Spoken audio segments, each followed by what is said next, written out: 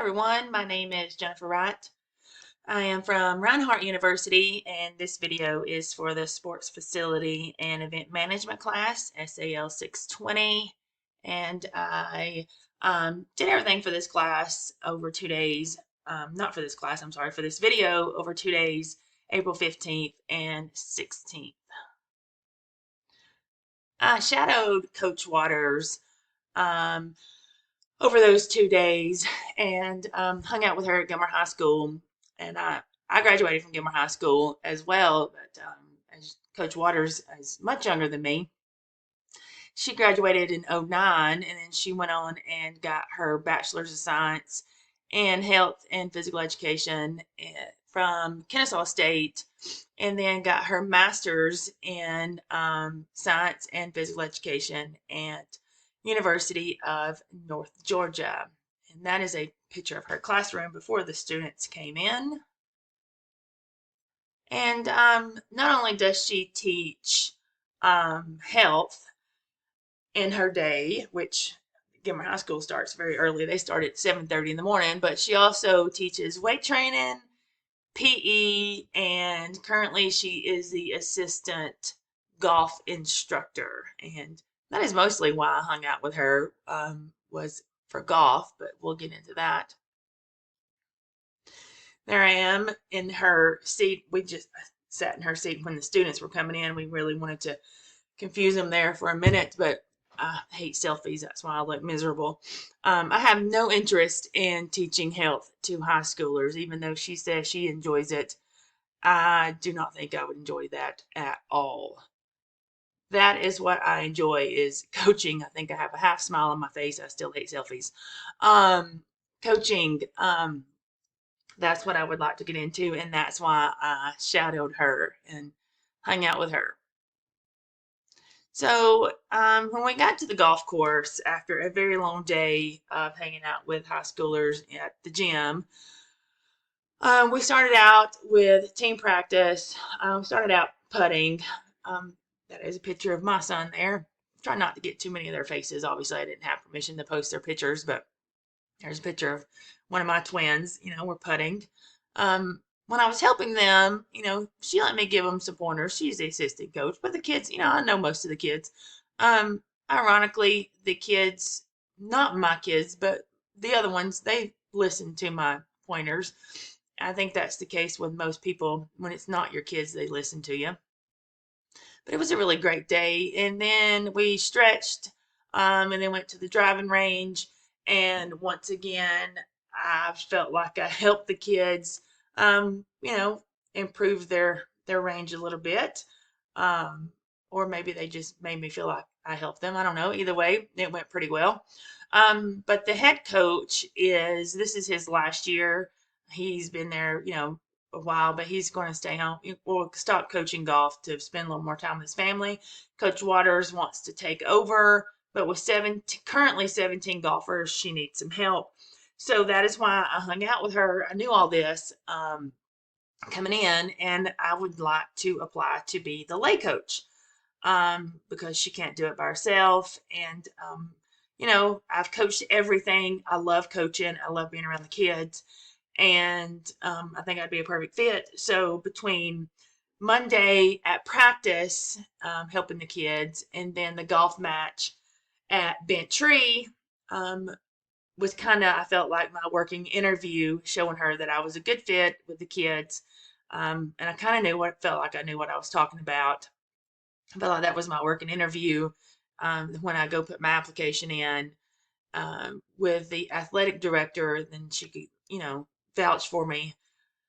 Then I would like to really have that opportunity to be a lay coach.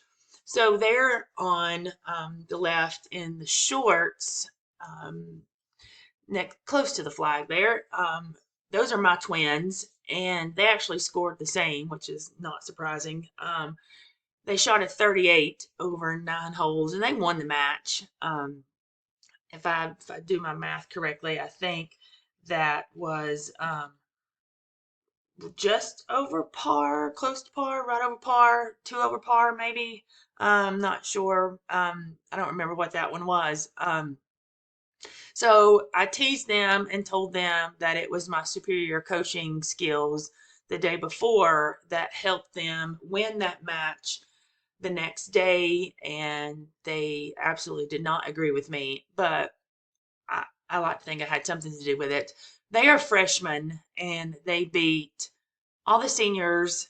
Well, they beat everybody, but I wanted to point out that they are freshmen, and at Bent Tree is located in a different county. It's we That was a match against one of our rivals, and not only did my children win, but as a team, we beat our rivals.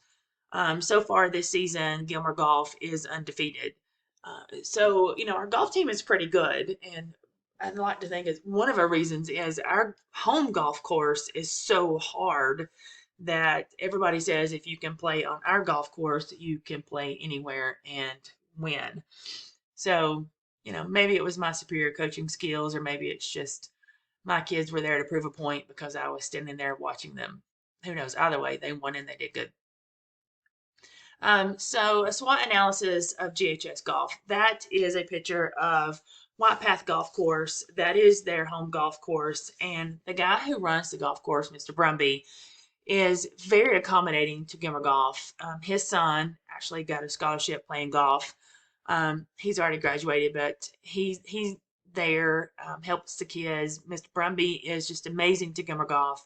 Anybody who comes to play golf, that's a public golf course, and anybody who comes to play golf while our golf team is there, he tells them to give the golf team the right of way, to look out for them. He's just super accommodating. The problem with White Path is they're the only public golf course in the area. So not only do they accommodate our golf team, they accommodate the private school in our county and the public school in the neighboring county north of us.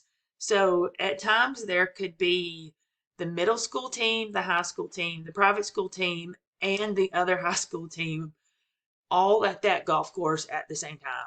And that is a lot of kids out there playing, not to mention all the public golfers that come. So that's a lot of kids out there playing. So to jump into the SWOT analysis, we do have strong community support. Mr. Brumby is just amazing, like I said, and to have access to the facility, it's 10 minutes from the high school. And anytime any golfer from the golf team wants to come and hit golf balls, he gives them a bucket with no charge. Or if they want to, hit the back nine or the front nine, he gives them keys to the golf cart, no charge. He's just amazing. He's super supportive.